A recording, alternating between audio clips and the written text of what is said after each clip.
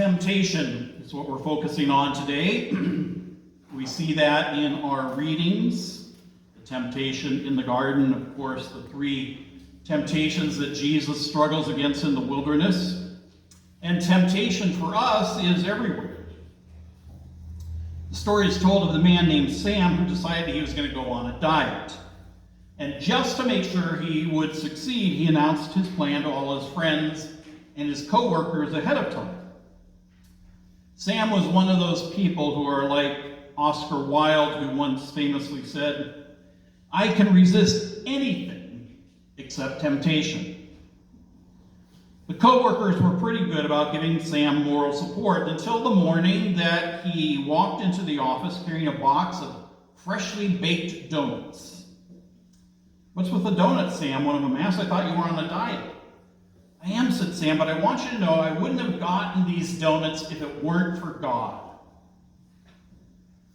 Well, that begged an explanation, so Sam quickly supplied one. "You see, I was driving into work, and I knew I'd have to go right past that bakery, and I just couldn't get those donuts out of my mind. So I decided to pray to God for help. I said, 'God, if you want me to have a box of hot, delicious donuts, give me a parking spot right in front of the bakery.' Sure enough, after 3 trips around the block, I found it." We can resist anything except temptation. As you may well know, obesity has reached epidemic proportions in the United States. According to the American Heart Association, 33% of boys and 30% of girls ages 5 to 12 are overweight or obese. Among Americans aged 20 and older, 154.7 million are obese, and 34% of adult males and 36% of all adult females. Many of our health problems, of course, come from that. Now, a lot of times it's due to other factors than simply overeating. There can be some other significant things, but I think one of the problems, well, not only I think, but I know, is that we have fast, cheap, easy food and fast food. And 1/4 of all Americans eat at least one meal at a fast food restaurant. I'm sure I'm one of those. We spend about $100 billion on fast food every year. And French fries are the most widely consumed form of vegetable in the United States. And to be truthful, that's how I would justify eating them to myself. I'd say, well, potato, that's a vegetable, I can eat this. Studies show that most American children can identify a McDonald's sign before they can even speak. McDonald's, Wendy's, and Burger King account for more than 49,000 restaurants. And as we know, even the fast food breakfast industry is growing.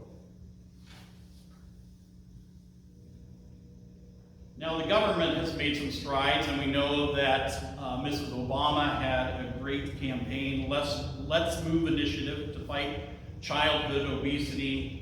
And the National Football League advertises for children to go outside and play. In fact, when the first time I saw that ad, I thought, wow, something's seriously wrong if we have to advertise to get children to go outside and play. My parents had to call me in and stop playing. But in any case, the government has done some good work, but at some point we can't rely simply on the government to protect us from our own bad eating habits. At some point, we have to make a decision to eat healthier. So one thing fast food restaurants have done, and this was a government law, is to put calories on their menu so that people could make smarter decisions. And guess what they found? People ignore those. If you want a cheeseburger and it's, a cheeseburger meal, it's 1,000 calories, or a salad, it's only 500 calories, but if you really want a cheeseburger, you're not going to choose the salad over the cheeseburger. We have to take responsibility. Our readings for this Sunday open in the Garden of Eden with the temptation story of Eve and the serpent. God has given Adam and Eve a beautiful garden which meets all of their needs, each other in an intimate relationship with their Creator. It's paradise. Their existence is one filled with innocence and devoid of any responsibility. What more could they possibly want? Well, it turns out the one thing they want is the one thing that they don't have. And that is to know what's good for them and what's bad for them. And in a sense, they crave responsibility. They want the knowledge of good and evil so that they can decide for themselves how to live their lives. But that responsibility and the freedom accompanying it come at a price. Adam and Eve are no longer allowed to live in this paradise. Their eyes are opened and they see the world as it truly is and themselves as they really are. They see themselves as naked.